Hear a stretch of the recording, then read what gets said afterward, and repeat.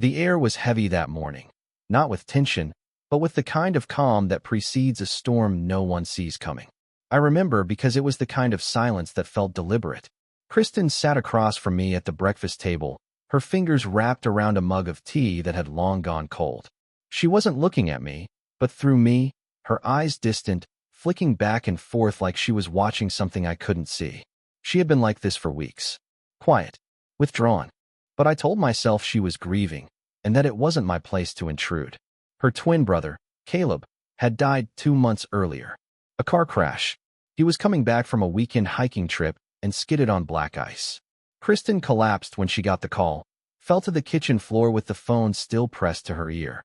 I'd never seen her like that. Never. Not even when her father died. And since then, it was as if someone had poured liquid nitrogen into her soul. She was functional. Eating, sleeping, even laughing occasionally when her mother came by. But that warm, radiant woman I married was gone, replaced by a ghost of herself.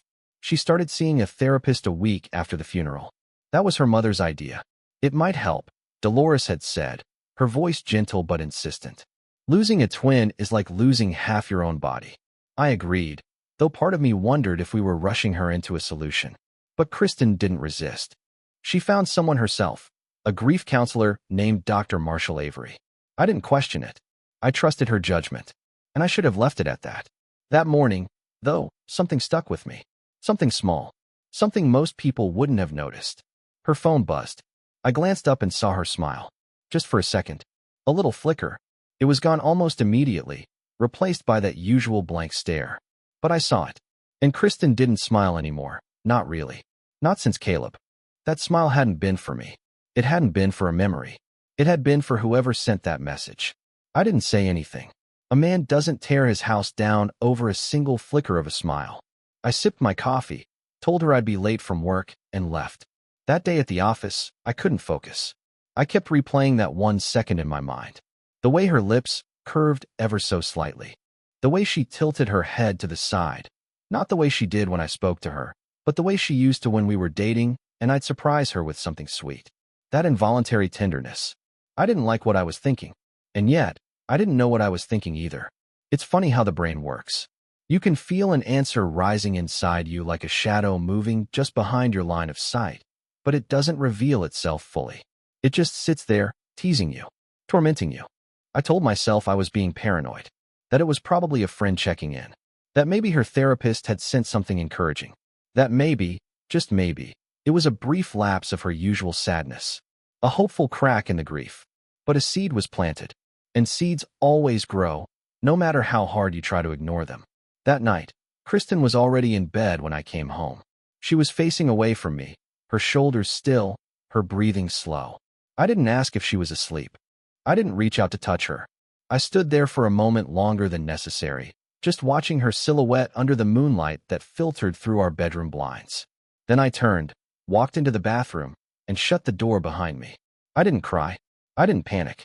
But something inside me shifted. It was small, subtle, like the quiet ripple in the water before something breaks the surface.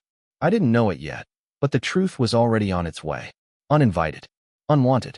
And it would arrive when I least expected it. In the days that followed, I tried to push it out of my mind.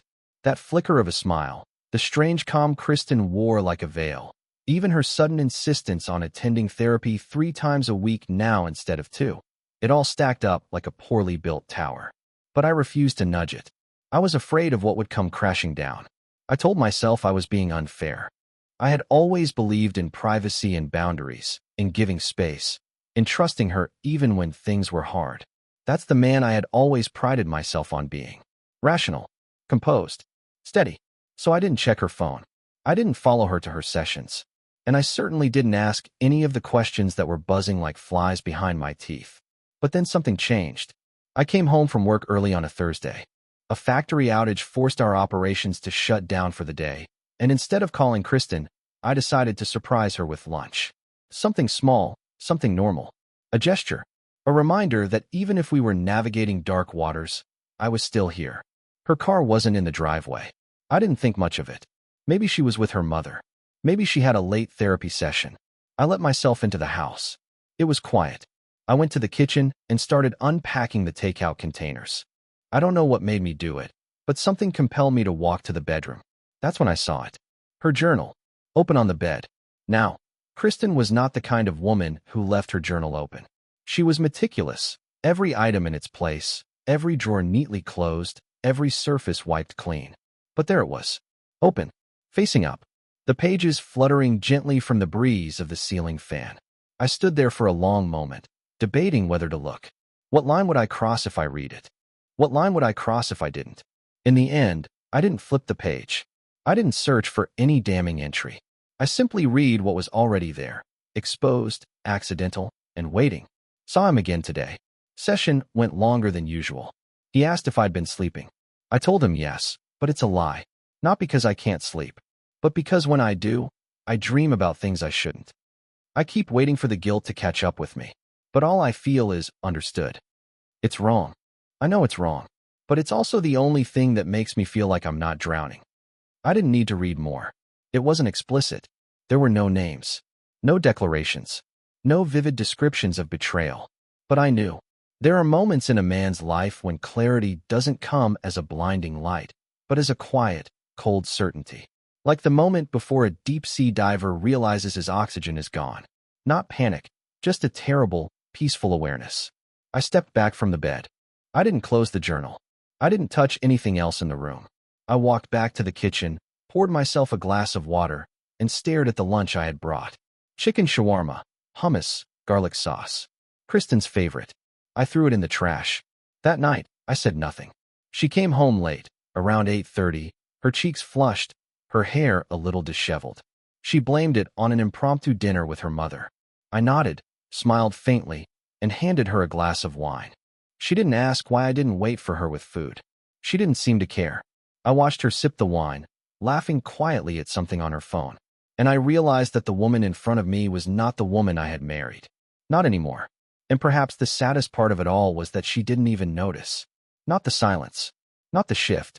Not the fact that her husband was already a shadow in the room. Later that night, I lay in bed next to her. Her back to me, her breathing steady. I stared at the ceiling, the pale outlines of shadows dancing across the plaster like ghosts of the life we used to have. I didn't know what to do. I didn't want to be the jealous husband. The paranoid one. The man who tears through drawers and phones and GPS logs. But I also couldn't ignore what I knew. Something had happened. Was still happening. And if I was right, it wasn't just grief she was working through in therapy. It was desire. Perhaps even love. I closed my eyes and promised myself I would not make a move until I had the truth. The real truth. Not just journal entries, or suspicions, or signs. I needed to catch the shape of it in my own hands. Because once I did, there would be no turning back. The weekend passed like a low tide, quiet, subtle, but it left something changed. Kristen was gone most of it. She said her mother needed help with taxes, then that she was going through Caleb's things at his apartment. I nodded, offering a supportive smile, but cataloged each excuse, every unexplained hour. I didn't follow her. Didn't check her phone. Not yet. But I remembered. On Sunday evening, we sat on opposite ends of the couch, both pretending to read. She held a book in her lap. I flipped a magazine. Neither of us turned a page for 10 minutes. The TV mumbled in the background. Then I asked casually, "What's your therapist's name again?" She barely looked up. "Marshall. Dr. Marshall Avery." "Why?" "Just wondering," I said. "You said he's good." "Yeah, he is. Very empathetic." That word stayed with me. The next morning, I looked him up. Dr. Marshall Avery, grief therapist, Chicago. His website popped up second on the list. A clean, soft-toned layout. A headshot. Trimmed beard. Calm eyes. The kind of face people confess things to. Mid-40s. Fit. Warm, quiet charisma. The kind of man Kristen might feel seen by. His office was a renovated brownstone in Lakeview, a few blocks from the lake. Discreet. Comfortable. Intimate. The testimonials were expected, glowing praise about his compassion and professionalism. But one caught my eye. Dr. Avery didn't just help me process my grief. He reminded me what it felt like to be seen. I read it twice. Then I closed the laptop. That week, more signs followed. Kristen came home Wednesday evening wearing perfume. I hadn't smelled it on her since Caleb died. She'd said back then that scent made her nauseous. Too much stimulation, she'd explained. "You wore that for your mom?" I asked lightly. She hesitated, then nodded. We went to the museum. She hated that museum. Another lie. Small. Easy to miss. But they were piling up now. That night, I sat alone in the study, staring at old photos. Our honeymoon, winters past, cookouts with Caleb. Images from a life that now felt faint, grainy. Kristen laughed in those pictures. She looked present. Real. I thought about confronting her. But something held me back. If I brought this up now, she'd deny everything. Gaslight me. Maybe even spin it into a grief-driven misunderstanding. But if I waited, if I stayed quiet long enough, the truth would slip. Not just from her words, but in how she moved, how she covered her tracks. I knew that now. And when it came, I would be ready.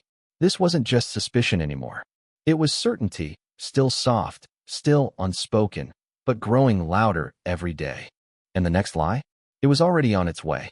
It happened on a Tuesday evening, one of those nights when routine feels so ordinary it almost dulls the senses. I came home around 6, expecting the usual. Kristen in the kitchen, music playing low, something simmering on the stove. Instead, the house was silent. Too silent. Her car was in the driveway. Her coat was on the hook. But Kristen wasn't there. I called her name once. No answer.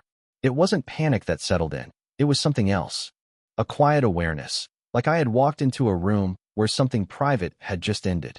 The air held it, the way air holds the scent of smoke long after the fire's out. I found her phone on the dining table, face down, screen dark. That, in itself, was unusual. Kristen guarded her phone carefully, as if it were an extension of her. She never left it behind. I didn't pick it up. I just stood there, staring, until the screen lit up on its own. One message. A name. Marshall. No last name. No DR. Avery. Just Marshall.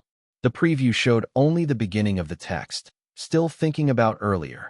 My throat tightened. I forced myself to step back, to look away. I didn't read the rest. Not because I couldn't, but because I didn't need to. The seed I had been carrying for weeks had just sprouted into something undeniable. I sat in the living room, waiting. 15 minutes later, the door opened. Kristen walked in, cheeks flushed, hair a little windblown. She froze when she saw me sitting there, still in my work clothes, staring at her. "Oh," she said quickly, setting her bag down. "You're home early." Traffic was lighter than usual. My voice was even, almost casual. "Where were you?" Her eyes flickered. A fraction too long before she answered. "With Mom. She wanted me to pick up a few things from the store." I nodded, not smiling. That explains it. Her shoulders relaxed just slightly, though I could see her pulse fluttering at her throat. She poured herself a glass of water and asked about my day, her tone overly bright. I answered in short sentences, watching her carefully. That night, in bed, she rolled away from me again, the same position she had taken for weeks now. I lay on my back, staring at the ceiling. Her phone buzzed on the nightstand. She didn't move. Maybe she thought I was asleep. After a long silence, she reached for it under the covers, the faint glow lighting her face. I didn't turn to look. I just listened. The soft tap of her thumbs, the brief pause, then another tap. A tiny sigh, almost content. And in that moment, I understood something I hadn't before. Kristen wasn't battling guilt. She wasn't wrestling with grief anymore. She was choosing, and she wasn't choosing me. I closed my eyes, not in denial, but in resolve. I had enough now to know the truth. But it wasn't time yet. Not quite. Because if she was careless enough to let a message from him appear on the dining table, she would slip again. And when she did, I would be there to catch it. Not by force, not by snooping, but by letting her reveal the truth herself. The first crack had appeared, and soon, the whole facade would crumble. By the end of that week, Kristen suggested we go out for dinner. She framed it as us time, a chance to reconnect, though her tone made it sound like she was reciting a line she had rehearsed. I agreed without hesitation. We chose a quiet Italian place we had been to years ago, the kind of place where the lights are dim and the waiters move like shadows. Kristen wore a dress I hadn't seen her in since before Caleb's death. She looked beautiful, deliberately so. For me? For herself? Or for the man whose name now lived in my head? The evening began normally enough. Small talk, work updates, the weather. But there was a tension under it all, like a violin string pulled too tight. I let her lead, nodding, listening, waiting. Halfway through her glass of wine, she started talking about Caleb. how he had always been her anchor, how his death had left her feeling unmoored. Her voice wavered, though no tears came. "Therapy helps," she said softly, her eyes on the rim of her glass. "Marshall, he really understands. Sometimes it feels like he knows me better than I know myself." She caught herself then, glanced at me quickly, as if realizing what she had admitted. But I didn't react. I didn't tighten my jaw or narrow my eyes. I simply reached for my drink and said evenly, "That's good. I'm glad you have someone to talk to." Her relief was visible, a small exhale she probably thought I didn't notice. But I did, and in that exhale was everything. Later, as we walked back to the car, her hand brushed mine. It wasn't accidental. She laced her fingers with mine, the way she used to. But her grip was hesitant, uncertain, like a child trying to remember the steps of a dance long forgotten. I held her hand until we reached the car, then let go. The ride home was quiet. She stared out the window, lost in thought. I kept my eyes on the road, my expression calm. Inside, though, I was turning her words over and over. He knows me better than I know myself.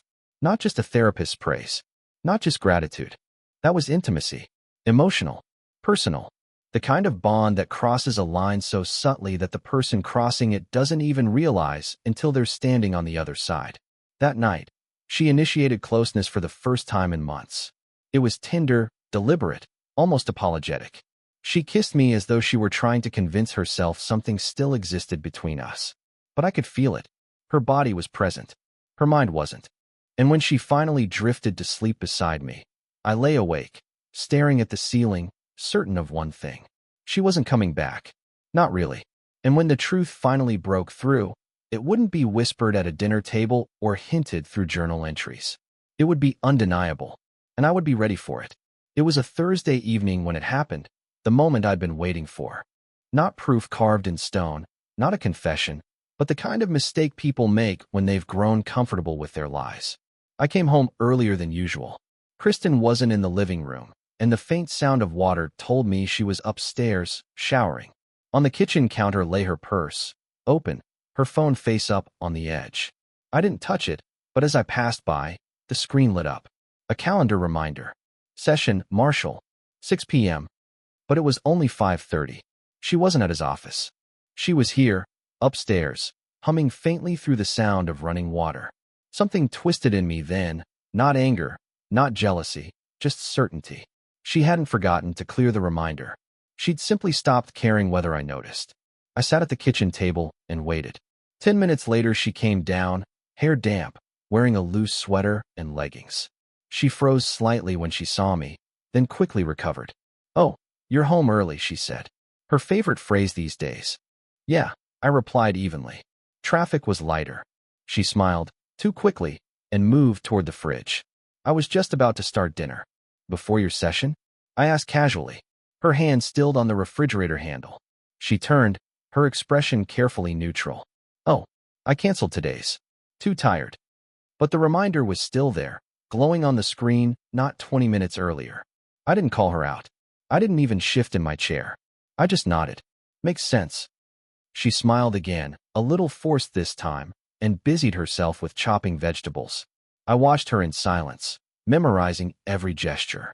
The way her shoulders tightened, the way her knife pressed harder than necessary into the cutting board. She knew she had slipped. After dinner, she retreated to the bedroom earlier than usual, claiming a headache. I let her go. I stayed downstairs, lights low, staring at nothing. It wasn't suspicion anymore. It wasn't paranoia. It was truth, hollow, unfinished, but truth nonetheless. And I realized something else in that silence. I wasn't afraid of the truth. What unsettled me was how calm I felt about it. Because if she thought she could keep this hidden forever, she was wrong. If she thought I was too blind, too trusting, too passive, she was wrong. I wasn't the man who tore through drawers and phones. But I was the man who waited, who let the truth reveal itself on its own terms. And Kristen had just proven she was capable of slipping. She would slip again. And next time, I'd be there when she did. The following week was when the mask began to crumble. Kristen grew restless, like a child caught between two games. She came home later, lingered longer in front of the mirror, started answering her phone in another room. Each new behavior was small enough to excuse on its own, but together they painted a picture she no longer cared to keep hidden. On Wednesday night, we sat down for dinner. Halfway through, her phone buzzed. She reached for it too quickly, glanced at the screen, then placed it face down again. I pretended not to notice, cutting into my food. But her hand shook when she lifted her glass. Later that evening, while she folded laundry, her phone buzzed again on the bed beside her. She tried to ignore it, but this time I was watching. I didn't say anything. I simply looked at her. That was enough. She flushed, stuffed the last shirt into the drawer, and mumbled something about being tired. The distance between us was no longer subtle. It was a canyon. 2 nights later, the lie finally slipped out of her mouth. "I'll be late tomorrow," she said casually, scrolling on her phone. "Mom wants me to go through more of Caleb's things." I set my coffee down, keeping my voice calm. "Funny, Dolores called me this morning. She said she's out of town until Sunday." Kristen froze. Just for a moment. But it was enough. "Oh," she stammered, recovering too fast. I'm meeting with one of Caleb's friends. He had some of his books." I didn't press. I didn't call her out. I just nodded. Makes sense. And there it was, the unraveling. The grief-stricken widow of a twin no longer existed. In her place stood a woman juggling lies she could barely keep straight. A woman who smiled at her phone when she thought no one was looking. A woman who smelled faintly of cologne that wasn't mine. That night, as she slept, I sat in the study again, surrounded by the echoes of our life together. Photos, books, mementos collected over years of shared living. And I knew something with perfect clarity. The truth was close now. I didn't need to dig for it. I didn't need to play detective. Kristen would bring it to me herself. And when she did, it would be final. No denials. No second chances. The moment of collapse was coming. I could already feel the ground beginning to shake. The truth rarely arrives in a dramatic flash. It doesn't always come crashing down with accusations, shouting, or slammed doors. More often than not, it slips quietly into the room, subtle and unassuming, until you realize it has been sitting across from you all along. That morning, it came to me not with fury but with silence. It was a Saturday.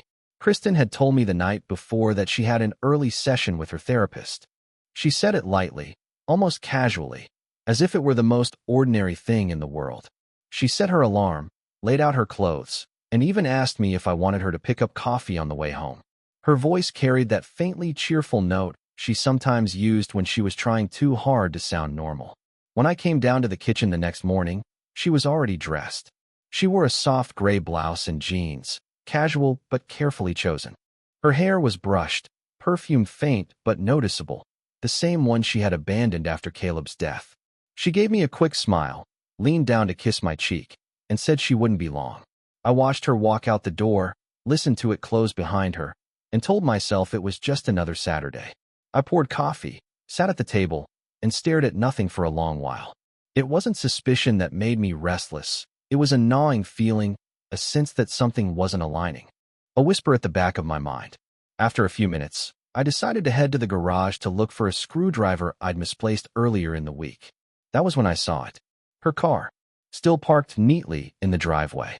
For a moment, I just stood there, staring at it through the small garage window. Maybe she had walked. Maybe she had called a cab. Maybe there was some simple explanation. But as the seconds ticked by, I knew better. Kristen hadn't gone anywhere. The air in the house felt different when I stepped back inside. Too quiet. Too still. And then I heard it. The faintest sound, muffled by walls but unmistakable. A voice. Her voice. Coming from upstairs. I moved slowly, quietly, each step deliberate. The sound grew clearer as I reached the top of the stairs. It was coming from the guest room, the one she rarely entered. The door was closed, but her voice slipped through the thin wood, soft and low, carrying a tenderness I hadn't heard in months. "No, don't say that," she whispered, her tone almost playful. A pause, then a quiet laugh, light and intimate, like the laugh she used to give me when we were younger and still discovering each other. I stood there, frozen, listening. And then, the words that ended everything. "I wish I could be with you all the time, Marshall." It was simple, unadorned, but final. There was no misinterpreting it. No way to soften it into something innocent. In that single sentence, Kristen had revealed what I had suspected all along. The intimacy wasn't imagined. The connection wasn't confined to a professional setting. The grief had been the doorway, but what had grown beyond it was something else entirely. I stepped back from the door, my movements quiet, steady. I didn't burst in. I didn't confront her there, in that room, mid-conversation. What would be the point? She had already confessed, not to me, but to him. And that was enough. I went downstairs, returned to the kitchen, and sat at the table. The mug of coffee was still there, now cold. I didn't drink it. I didn't move at all. I simply waited. 20 minutes later, she came down the stairs. Her hair was slightly tousled, her sweater thrown back on carelessly. She froze when she saw me sitting there, still in the same chair, watching her. For a long moment, neither of us spoke. "You're home," she whispered. Her voice trembled. "I never left," I said evenly. The silence that followed was thick, suffocating. She swallowed hard, clutching her phone in one hand like a lifeline. As if on cue, it buzzed, the screen lighting up. The name glowed clearly in the dim kitchen light. "Marshall." She fumbled, turned it face down quickly, but the damage was already done. The truth wasn't hidden anymore. It was written in the glow of that screen, carved into the air between us. Her lips parted as if to speak, but no words came. Finally, she lowered her head, her voice breaking. "I'm sorry." I studied her, my face calm, my hands steady on the table. "Sorry for lying?" I asked quietly. "Or sorry for getting caught?" Her eyes filled with tears. She shook her head, as if denying something, but no denial left her mouth. For the first time in weeks, she was honest, because she couldn't form another lie fast enough. "I didn't mean," she began, but I lifted my hand, silencing her. "Don't," I said, my voice low, steady, final. "You meant every word. I heard you." She gasped, her breath sharp, her tears spilling over. She pressed her hands to her face, sobbing quietly, but I felt nothing. Not anger, not grief, not even disappointment. Only calm, because the storm I had been bracing for had finally broken. The betrayal was no longer suspicion, no longer journal fragments, no longer a calendar entry or a faint smile at her phone. It was real, spoken, named. And in that moment, I realized something powerful. I had waited for the truth, and now I had it. The betrayal had a name, and it was no longer hiding. After Kristen's confession, or rather, the absence of her denial, the house grew unbearably still. She wept quietly at the kitchen table, shoulders shaking, hands covering her face as if she could hide from what she had just said. I watched her without speaking, letting the silence stretch long enough for her to feel the weight of it. It wasn't anger that kept me quiet. It was clarity. For weeks I had been circling suspicion, watching the cracks in her story widen, waiting for the moment when the truth would slip free. And now it had. There was nothing left to uncover. No reason to argue. No reason to demand more words from her. She had already given me everything I needed. When her sobs slowed, she tried again. "Michael, I never wanted this to happen. He understood me in ways I couldn't explain. I was drowning after Caleb died. You don't know what that felt like." Her voice trembled, but her eyes searched mine for sympathy, for forgiveness. I kept my tone even. "I don't know what it's like to lose a twin, but I do know what it's like to lose a marriage." She flinched as if I had struck her. "No, don't say that. It doesn't have to be over. We can work through this." "With who?" I interrupted. "A therapist who crossed every line of professionalism? The man you now whisper to in the upstairs guest room? Or me, the husband you've been lying to for months?" Her lips parted, but no sound came. She looked small then, fragile, but not because she was grieving, because she had been caught. I stood, pushed my chair back slowly. "I don't need details, Kristen. I don't want to know how long it's been, or where, or what words you exchanged. I heard enough, and that's all I'll ever need." She reached across the table, desperation in her eyes. "Please, don't leave me. I wasn't myself. I was broken after Caleb. I stepped back, out of reach. No, you were yourself. You made choices, and now you'll live with them." Her sobs started again, harsher now, the kind that shook her chest. I turned away, walked to the sink, and poured my cold coffee down the drain. My movements were steady, deliberate, like a man who had already decided his course. That night, I didn't sleep in our bed. I lay on the couch, staring at the ceiling while Kristen cried upstairs. For the first time in weeks, I felt something close to peace, not because I was free of pain, but because I was no longer living in uncertainty. The truth was out. The next morning, I rose early. Kristen hadn't come down yet. I brewed coffee, sat at the table, and began making a list. Not an emotional list. A practical one. The kind a man writes when the heartache has already calcified into resolve. Speak with a lawyer. Separate finances. Collect personal documents. Decide what to do with the house. Each item I wrote tightened the knot of reality in my chest. This was happening. It wasn't speculation anymore. It wasn't a suspicion I could bury. It was betrayal made flesh. When Kristen finally came downstairs, her eyes were swollen, her hair unkempt. She looked at me as if searching for the man who used to soften at the sight of her. But I was no longer that man. "I can fix this," she whispered, her voice raw. "Please, I'll stop seeing him. I'll do whatever you want." I set down my pen, met her gaze calmly. "You can't fix what you destroyed. You didn't just break trust, Kristen, you buried it. And I don't dig up graves." She crumpled at those words, leaning against the counter as if her legs couldn't hold her. But I felt nothing but the same quiet calm. The storm had passed, and all that remained was wreckage. And wreckage could be cleared. It was time to move forward. Not with her, but beyond her. The days that followed were not chaotic, not loud, not filled with screaming matches or broken plates. They were quiet, deliberate. Each moment carried the weight of something ending. But the end itself unfolded with the same calm precision with which I had approached everything. On Monday morning, I met with a lawyer. I explained the situation plainly, without embellishment. "My wife has been unfaithful with her therapist," I said. "I want a divorce." The lawyer, a sharp-eyed woman in her 50s, didn't flinch. She asked questions, took notes, and assured me that I had every right to pursue separation without delay. She spoke of assets, timelines, documentation. I listened, nodded, and agreed. It was business now, nothing more. That evening, I came home to find Kristen in the kitchen, staring blankly at a pot of untouched pasta. She looked up when I entered, her face pale, her eyes rimmed with red. "Did you go see someone?" she asked softly. "Yes," I said. "A lawyer." The words seemed to land like a physical blow. She gripped the counter for support, her breath catching in her throat. "Michael, please."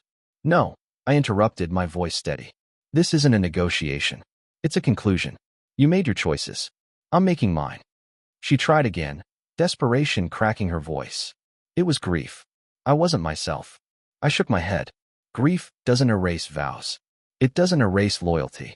It doesn't hand your heart to another man while your husband waits in the dark for you to come home. Her tears flowed freely now, but I felt no urge to comfort her. That bond had been severed. What little sympathy I might have had was buried beneath the rubble of trust she had destroyed. The next few weeks were mechanical. Papers were filed. Accounts divided. The rhythm of dismantling a life together had its own strange efficiency. She moved into her mother's house. The silence of my own home was profound, but it was a silence I welcomed. One evening, as I packed away old photographs, I found myself lingering on an image of us smiling with Caleb at a summer barbecue. We looked so young, so unburdened. I stared at it for a long while before slipping it into a box. The memory belonged to a different life, one that no longer existed. People often imagine betrayal as fire, burning, consuming, leaving nothing but ash. For me, it was more like ice. Cold, clear, preserving every detail, every moment of silence, every glance, until the weight of it could no longer be ignored. When the final papers were signed, Kristen looked at me across the lawyer's table. Her eyes were wet, her lips trembling as if she wanted to say something but couldn't find the words. I didn't speak either. There was nothing left to say. I walked out of that office into the late afternoon sun, the city alive around me. For the first time in months, I felt the air fill my lungs without heaviness. The weight had lifted. Not joy, not relief, but something better, freedom. I had waited for the truth. I had faced it without rage, without denial. And now I carried it forward, not as a wound, but as a lesson. The marriage was over. The life we had built was gone. But I was still here, whole, calm, and moving on.